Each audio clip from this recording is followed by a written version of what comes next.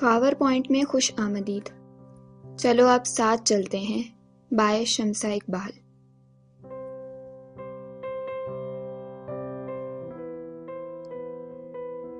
قسط نمبر 50۔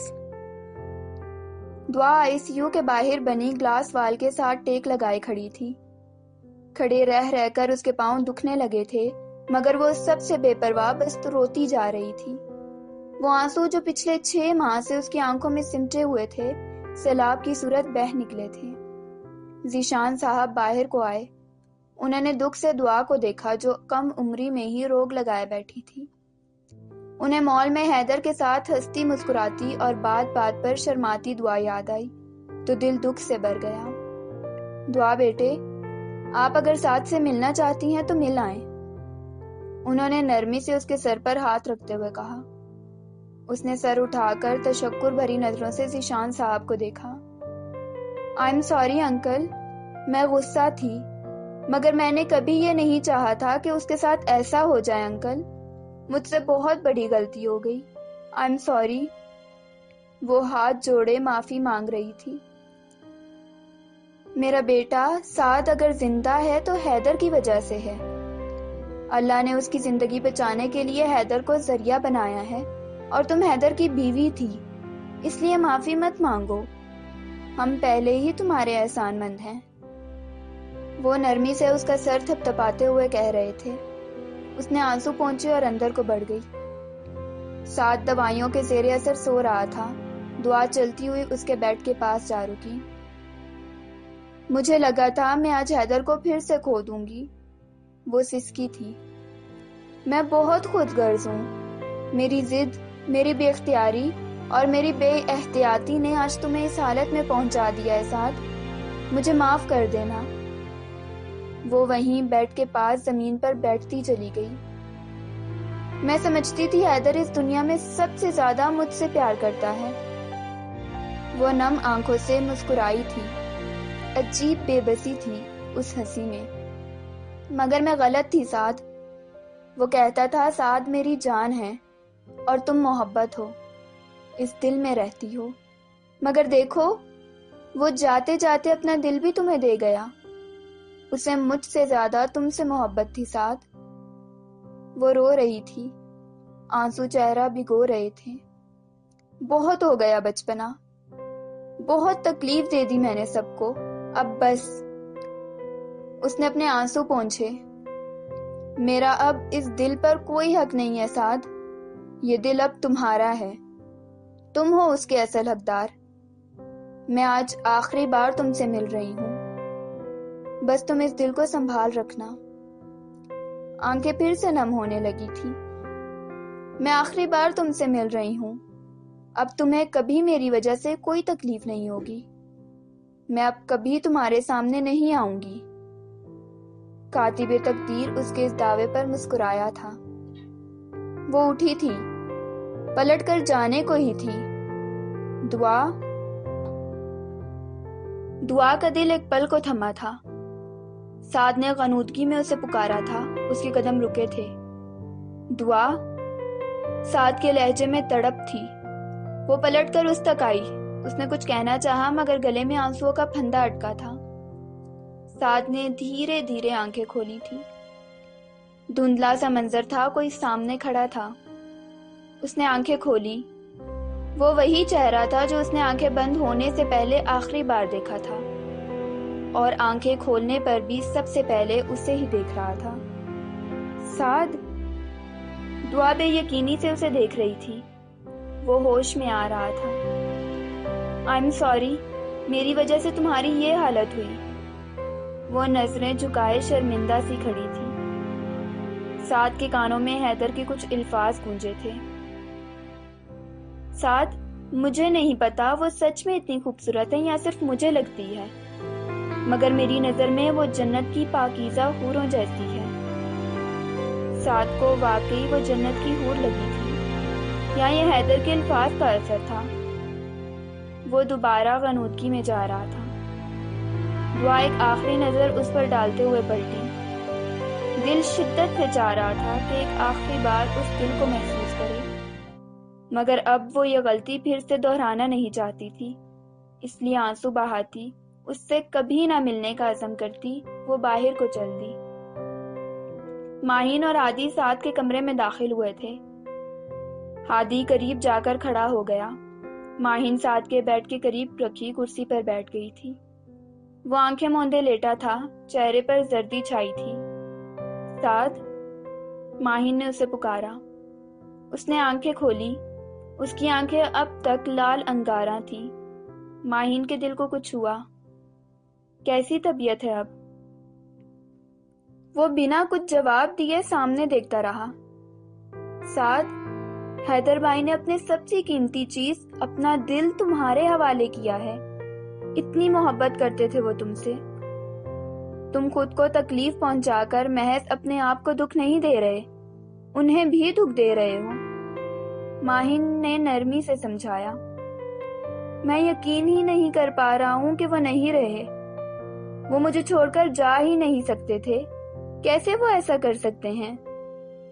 وہ بے بسی سے کہہ رہا تھا۔ اس کی زندگی اتنی ہی لکھی تھی سعد، تم بھی یہ ایکسپٹ کر لو۔ سامنے کھڑا ہادی اس کی طرف دیکھتے ہوئے بولا، آپ میرے سامنے جتنا مرضی خود کو مضبوط شو کر لیں بھائی، میں جانتا ہوں کہ آپ کے دل کی اس وقت کیا حالت ہے۔ سعد اور ہادی حیدر کے بغیر کچھ بھی نہیں ہیں۔ وہ اذیت سے مسکرایا۔ مگر وہ چھوڑ گئے ہمیں، وہ اپنے ساتھ کو چھوڑ گئے، یہ جانتے ہوئے بھی کہ ساتھ اب تک انگلی پکڑ کر چلتا ہے، اسے اکیلے چلنے کی عادت نہیں ہے، یہ جانتے ہوئے بھی کہ ساتھ گرنے پر کبھی خود کو نہیں سنبھالتا، کیونکہ اسے یقین ہوتا ہے کہ اس کے حیدر بھائی ہیں اس کے گرنے سے پہلے ہی اسے سنبھالنے والے۔ ایک آنسو آنکھ سے نکل کر کنپٹی سے بہتا ہوا تکیے میں جذب ہوا تھا۔ مجھے ایسا لگتا ہے میری روح کا ایک حصہ مجھ سے الگ کر دیا ہو۔ بھائی، حیدر بھائی کیسے جا سکتے ہیں؟ وہ ہادی سے پوچھ رہا تھا۔ ہادی نے آگے بڑھ کر اس کا ہاتھ تھاما۔ وہ تمہارے ساتھ ہے، یہاں۔ اس نے حیدر کے سینے پر ہاتھ رکھا تھا۔ اب رونا بند کرو، تمہارے رونے سے اس کے ساتھ ساتھ ہم سب کو بھی تکلیف ہو رہی ہے، ماما بھی پریشان ہے۔ ہادی نے نرمی سے اس کا ہاتھ تھپ تھپایا۔ کچھ وقت لگے گا بھائی، مجھے یہ سب ایکسپٹ کرنے میں، وہ بے بسی سے بولا تھا، مگر اس وقت میں تمہاری وجہ سے کسی کو تکلیف نہیں پہنچنی چاہیے۔ ہم سب کے لیے اب تم ساتھ بھی ہو اور حیدر بھی۔ ہم ساتھ سے اس بات کی امید رکھ سکتے ہیں کہ ہو سکتا ہے غلطی سے ہی صحیح وہ کسی کا دل دکھا سکتا ہے، مگر حیدر ایسا کبھی نہیں کر سکتا۔ اس لیے جب اس کا دل تمہارے پاس ہے تو اس دل کی خوبصورتی کو قائم رکھو۔ ہادی کی بات پر سعد نے اس بات میں سر ہلایا۔ میں یہاں سے ڈسچارج کب تک ہو جاؤں گا؟ وہ ہادی سے پوچھ رہا تھا۔ کیوں؟ گھر جا کر تم نے کیا کرنا ہے؟ ہادی نے کڑے تیور لیے اس سے پوچھا۔ میں حیدر بھائی کی قبر پر جانا چاہتا ہوں، اس نے تکلیف سے آنکھیں مینچ کر کہا۔ تم اس کے لیے ابھی تیار نہیں ہو، جب تم مکمل ٹھیک ہو جاؤ گے تمہیں میں خود لے کر جاؤں گا، ہادی نے دو ٹوک انداز میں کہا۔ اب تم ریسٹ کرو، ماہی نے سعد کے چہرے سے تھکاوٹ کا اندازہ کرتے ہوئے کہا، اور ہادی کے ساتھ کمرے سے باہر نکل گئی۔ سعد کو گھر آئے 1 ہفتہ گزر چکا تھا۔ وہ مکمل بیڈ ریسٹ پر تھا۔ کمرے میں لیٹے اس کے ہاتھ میں ایک لفافہ تھا جسے اس نے ضد کر کے راشدہ بیگم سے لیا تھا۔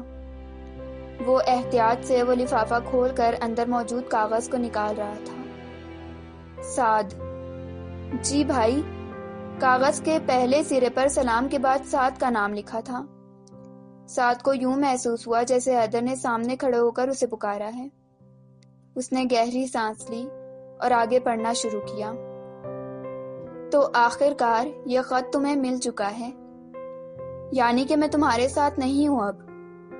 تم اداس ہو، غصہ بھی ہو، بے بس بھی ہو، میں جانتا ہوں۔ میں تمہیں اتنا جانتا ہوں جتنا تم خود کو بھی نہیں جانتے۔ میں نے تمہیں بھائی کہا نہیں، سمجھا بھی ہے، مانا بھی ہے۔ اور تم نے ہر مقام پر یہ ثابت بھی کیا ہے کہ تم میرے بھائی ہو۔ ابھی اداس ہونا چھوڑو سعد، تم تو اپنے بھائی کی جان ہو۔ میں تمہیں اداس نہیں دیکھ سکتا، اور میری وجہ سے تو کبھی بھی نہیں۔ سعد کے گلے میں آنسوؤں کا پھندا سا اٹکا تھا۔ اب یقیناً تم رو رہے ہوگے۔ سعد، لڑکیوں کی طرح رونا بند کرو، تم ایک آفیسر ہو۔ میں کبھی نہیں کہوں گا کہ بی میچور، کیونکہ تمہارا بچپنا مجھے پسند ہے۔ میرے بعد خود کو اکیلا مت سمجھنا۔ ہادی ہر دم تمہارے ساتھ ہوگا، تم بھی اس کے ساتھ رہنا، اسے حوصلہ دینا، اسے اداس مت ہونے دینا۔ ساتھ وہ میرا دوست ہے، میرا سب سے اچھا دوست، اور تم بھی اداس مت ہونا، کیونکہ تم بھائی کی جان ہو۔ سعد کے دل میں ٹیس سی اٹھی تھی، بھائی کی جان، یہ الفاظ اس کی روح تک کو جھنجھوڑ رہے تھے۔ ابھی ہادی نہیں ہے، اس لیے آزادی سے یہ خط لکھ رہا ہوں۔ تم سمجھ رہے ہوگے میں کتنا ظالم ہوں، مگر ساتھ تم جانتے ہو ہم میں سے ہر ایک کے لاکر میں ایسے خط موجود ہوتے ہیں۔ ہم موت کے لیے ہر دم تیار رہتے ہیں۔ میں اس لیے یہ سب لکھ رہا ہوں، اور یہ لکھتے ہوئے تمہیں مس بھی کر رہا ہوں۔ الفاظ دھندلانے لگے تھے، آنسو آنکھوں سے باہر آنے کو بےتاب ہو رہے تھے۔ میں چاہتا ہوں کہ جب میں نہ رہوں تو تم سب کا خیال رکھو ساتھ۔ تم ماہی کو کبھی ہادی کی نسبت سے بھابھی مت کہنا، تم میری نسبت سے ایک بھائی بن کر اسے آپی ہی کہنا۔ مما اور ماہی کا خیال رکھنا۔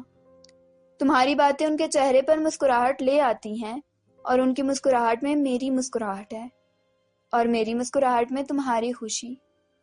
اس لیے میں چاہتا ہوں میرے بعد تم ان کا خیال رکھو۔ میری واچ تمہیں بہت پسند ہے، وہ تم لے لینا۔ ساتھ ہی ایک اسمائلی بنی تھی۔ زیادہ خوش مت ہو، تم مجھے بہت عزیز ہو، اس لیے دے رہا ہوں۔ میرے بس میں ہو تو اپنا سب کچھ تمہیں دے دوں۔ بے اختیار ایک آنسو آنکھوں سے نکل کر چہرے پر لکیر کی صورت بہا تھا۔ سعد نے اپنے دل پر ہاتھ رکھا۔ آپ اپنا سب کچھ مجھے دے چکے ہیں بھائی، نم لہجے میں وہ بولا تھا۔ سعد، میں تم سے کچھ مانگوں تو کیا تم دو گے؟ اگلے لکھے گئے جملے پر سعد کے دل کو کچھ ہوا تھا۔ بھائی، اپنا دل تک مجھے سونپ کر اب یہ کیوں پوچھا آپ نے؟ آپ جان بھی مانگتے تو میں دے دیتا، سعد نے سوچا تھا۔ میں زبردستی نہیں کروں گا، بس ایک درخواست کروں گا، چاہو تو تم پورا کر لو اسے، نہ کرو تو بھی کوئی گلہ نہیں ہوگا۔ میں نہیں جانتا کل کو حالات کیا ہوں گے، میرے جانے کے بعد تمہاری زندگی میں کیا کچھ ہو چکا ہوگا، مگر تم جانتے ہو میں دعا سے بہت محبت کرتا ہوں۔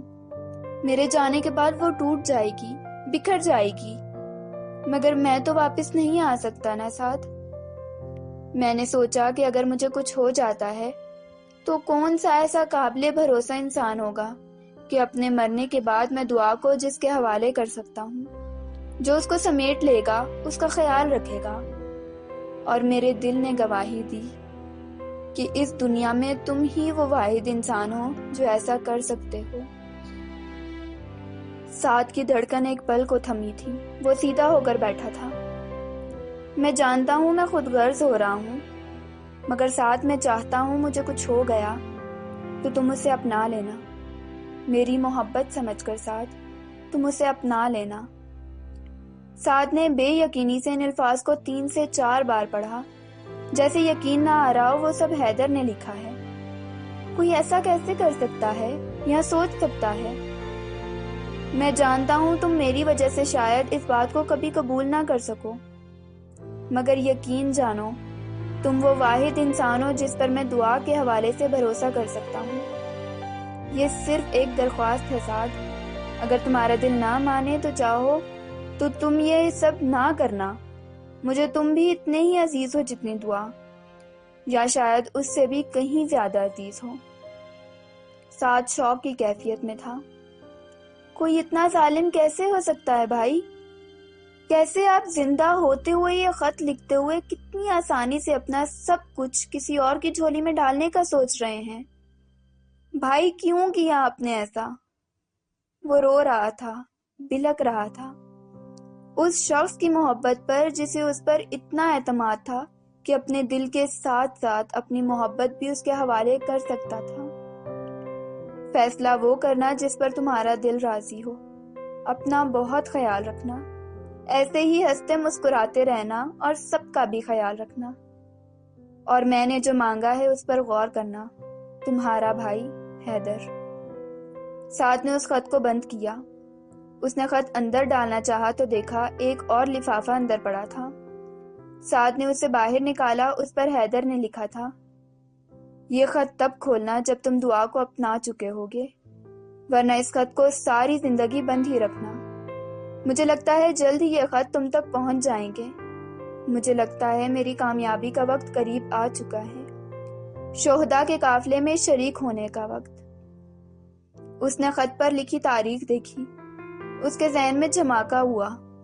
یہ خط اسی تاریخ کو لکھا گیا تھا جس دن حیدر نے خواب میں سعدیہ بیگم کو اپنے اور اپنے شہید والد کی تصویر کے سامنے کھڑے ہوتے روتے دیکھا تھا۔ تو گویا اس کی چھٹی حس اسے آگاہ کر چکی تھی کہ کچھ ہونے والا ہے۔ اف خدایا! سعد کا جی چاہا حیدر اس کے سامنے ہو اور وہ اس کو گریبان سے پکڑ کر اس سے پوچھے کہ کوئی اتنا ظالم بھی ہوتا ہے؟ اپنی زندگی میں اپنی محبت کسی اور کے حوالے کرنے کا سوچے؟ کوئی اتنا سنگ دل ہوتا ہے کیا کہ اپنے مرنے کے بارے میں لکھے؟ وہ بھلک رہا تھا، رو رہا تھا، بالکل بچوں کے سے انداز میں۔ حیدر نے اپنے دل کے ساتھ ساتھ اپنی محبت بھی اسے سونپ دی تھی، اور یہی بات اسے رلا رہی تھی۔ کاش وہ جان پاتا کہ جو خواب حیدر نے اسے بتایا تھا وہ سچ ہونے جا رہا تھا۔ اس کا حیدر اسے چھوڑ کر بہت دور جا رہا تھا، مگر یہ خواہش اب حسرت بن کر اپنے ساتھ کاش کا سابقہ لگائے دل میں گڑ کر رہ گئی تھی۔ ماہین سونے سے پہلے اینٹی ڈپریسنٹ ٹیبلٹ لیتی تھی۔ حیدر کی شہادت کے بعد سے اسے یہ گولیاں ہر روز لینی پڑتی تھی۔ ابھی بھی سونے سے پہلے اس نے میڈیسن نکالنے کے لیے دراز کھولا۔ سامنے ہی ایک لفافہ پڑا تھا، میری گڑیا کے نام۔ حیدر کے لکھے گئے الفاظ جگمگا رہے تھے۔ ماہین نے ایک نظر ان گولیوں کو دیکھا اور پھر اس خط کو۔